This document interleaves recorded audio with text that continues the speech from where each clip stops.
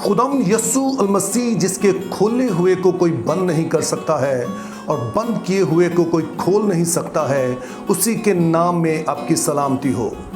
आज का सवाल हमारे एक भाई हैं जिनका नाम अजीम जॉर्ज मसीह है, उन्होंने भेजा है और उनका ये सवाल तवारीख की दूसरी किताब और उसके 18वें बाब में से है।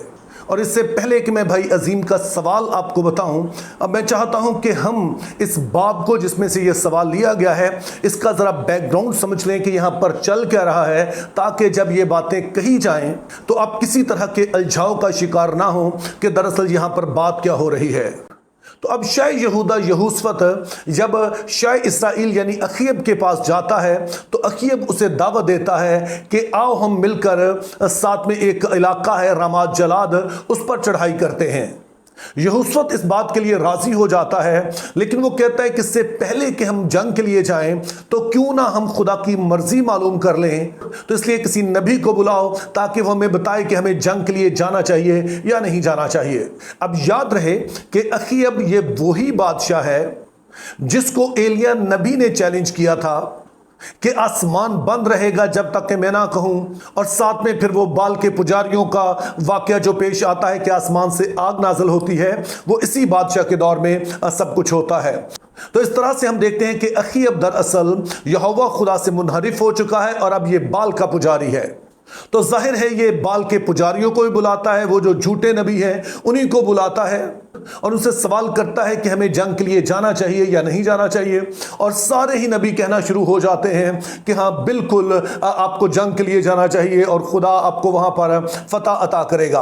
अब यहूसफत जो कि यहोवा खुदा का मानने वाला है और वो जानता है कि नबियों की नबूवत कैसी होती है, तो वो इनकी नबूवत से कोई मुतमईन नहीं होता और उससे पूछता है कि क्या कोई यहोवा खुदा का नबी नहीं है जिससे हम दरियाफ्त कर सकें। तो अखीब कहता है कि है तो सही है, लेकिन वो कभी मेरे हक में अच्छी बात नहीं कहता है। लेकिन यहूसफत कहता है कि बहरहाल आप उसे बुला लें और हम उससे दरियाफ्त कर लेते हैं। और हमें पता चलता है कि इस नबी का नाम मिकाया है और अखीब ने इसे कैद खाना में डाल रखा है।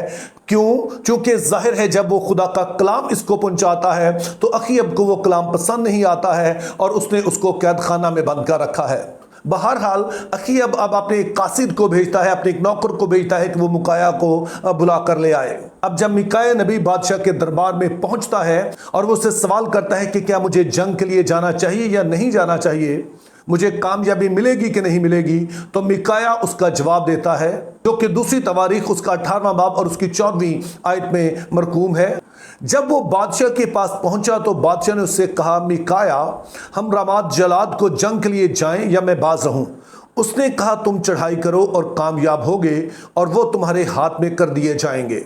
अब मिकाया नबी ने जो ये बात यहां पर कही, ये बात सच नहीं थी, क्योंकि बाकी हवाला जब हम पढ़ते हैं तो पता चलता है कि ये खुदा की मर्जी नहीं थी और मिकाया बखूबी वाकिफ था कि ये खुदा की मर्जी नहीं है, लेकिन इसके बावजूद ये बात कहता है।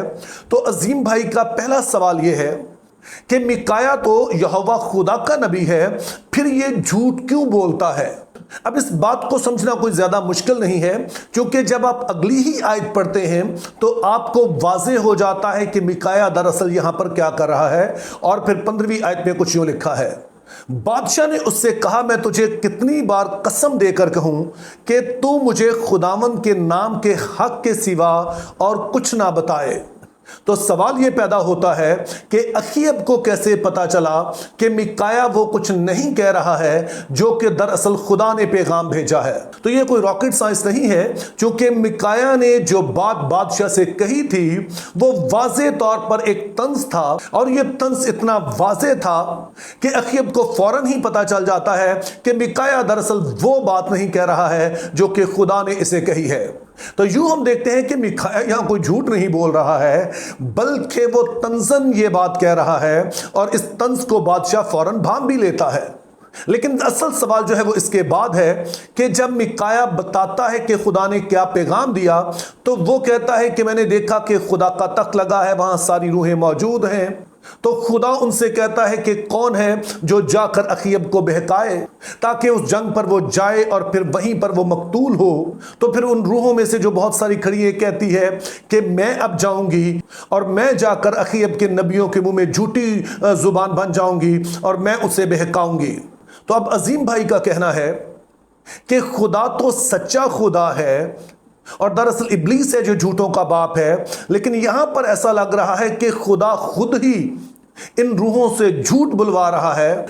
तो क्या यह बात एक सच्चे खुदा को जेब देती है? अब इस हवाले से अपने पहली चीज याद रखनी है कि रोया का शुमार मुकाशफाती अदब में होता है, और इससे मुराद यह है कि खुदा तस्वीरी शक्ल में पैगाम देता है। यानी कि वो एक आम जुबान में बात करने की बजाय खुदा कोई मंजर दिखाता है, कोई तस्वीर दिखाता है, और इस मंजर या तस्वीर में कोई पैगाम छुपा होता है। और जब ये रोया दिखाई जाती है तो आप इसे लिटरली नहीं ले सकते हैं, उसे लफ्जी तौर पर नहीं जो समझते हैं, बल्कि कोशिश करते हैं कि इसके पीछे जो पैगाम दिया जा रहा है उसे समझा जाए। इस बात को हम फिरौन के जो ख्वाब हैं उनसे समझ सकते हैं। सो फिरौन ने ख्वाब देखा कि 7 मोटी गायें हैं जो दरियाए नील के किनारे चर रही हैं। उसके बाद दूसरा ख्वाब उसने देखा कि 7 दुबली पतली गायें हैं, वो भी वहां पर आती हैं और वो मोटी गायों को खा जाती हैं। अब फिरौन जब ख्वाब देखता है तो ऐसा नहीं था कि सच में कोई 7 मोटी ताजी गायें हैं जो कि दरिया नील के किनारे चर रही हैं, या फिर ऐसी कोई 7 दुबली पतली गायें हैं जो वहां पर उन्होंने वाकई इन 7 मोटी गायों को खा लिया, बल्कि ये एक तस्वीर है, एक मंजर है, और इसके पीछे एक पैगाम छुपा है। तो अब इस बात को मद्देनजर रखते हुए आपने समझना है कि खुदा ने जो मिकाया को रोया दिखाई वो भी सिर्फ एक मंजर है। ऐसा नहीं है कि सच में यह सारा कुछ हो रहा है, बल्कि ये एक तस्वीर है जिसमें कुछ पैगाम पोशीदा हैं। उसमें पहला पैगाम ये पोशीदा है कि खुदा ताला बहरहाल फैसला कर चुके हैं कि अब अखीब का वक्त करीब आ गया। उसके सारे गुनाहों के सबब से जो पीछे उसने किया, जो कि उसने खुद भी खुदा को तर्क कर दिया और पूरे इसराइल को उसने बुत परस्ती पर लगा दिया, और यहोवा खुदा के नबियों पर भरोसा करने की बजाय झूठे नबियों पर भरोसा कर रहा है। तो अब खुदा उसको उसी के फंदे में फंसाने जा रहा है। और दूसरा पैगाम यह है कि खुदा हाकिम कुल है, और इससे मुराद यह है कि खुदा हर एक चीज जो इस कायनात में है उसका वो मालिक है, और कोई भी चीज उसके इख्तियार से बाहर नहीं है, और वो दुनिया में होने वाले तमाम वाकयात पर इख्तियार रखता है। यानी कि वो सारे अवामल जो दुनिया में चल रहे हैं, अगरचे कि वो अपने तौर से चल रहे हैं, लेकिन उन सभी चीजों को खुदा लेता और अल्टीमेटली अपने मकासद पूरे करता है। और इसको अगर हम ज्यादा आसान करके कहें तो इससे मुराद है कि इस दुनिया में जो कुछ भी होता है, अच्छा या बुरा है, वो खुदा की मर्जी के बगैर नहीं हो सकता है। यानी कि जो अच्छा है वो तो जाहिर है कि होना ही है, लेकिन जो बुरा भी हो रहा है अगर खुदा ना चाहे कि वो हो तो वो हो नहीं सकता है। और फिर मिकाया की इस रोया का दूसरा बड़ा नुक्ता यह है कि जब कोई शख्स खुदा की वाज़ेह हदायत को नेगलेक्ट कर देता है, जब कोई खुदा की सच्चाई का इनकार कर देता है, तो खुदा फिर उसको उसी बुराई में फंसने देता है जो अल्टीमेटली उसके लिए फंदा साबित होती है, और उन्हीं में फिर वो गरक भी होता है। और यही बात यहां पर हम अखीब के लिए कह सकते हैं कि मिकाया नबी जो कि एक सच्चा नबी है, और वो है जो कि यहोवा खुदा की ठीक बातें वो उसे बता सकता है, खुदा की ठीक रहनुमाई उसे दे सकता है, लेकिन चूंकि वो चाहता ही नहीं है वो मिकाया की सुने और उसको उसने कैद खाना में डाल दिया है, तो अब खुदा ने अखीब को उन्हीं बुरी रूहों के हवाले कर दिया है, उन्हीं झूठी रूहों के हवाले कर दिया है जिनकी वो सुनना चाहते हैं। और अब यही झूठ बोलने वाली रूहें हैं जो कि उसे रमाद जलाद में लेके जाएंगी, यहां पर वो जंग करेगा और वहीं पर वो मरेगा भी, जो दरअसल बाद में हम देखते हैं कि ऐसा हुआ भी।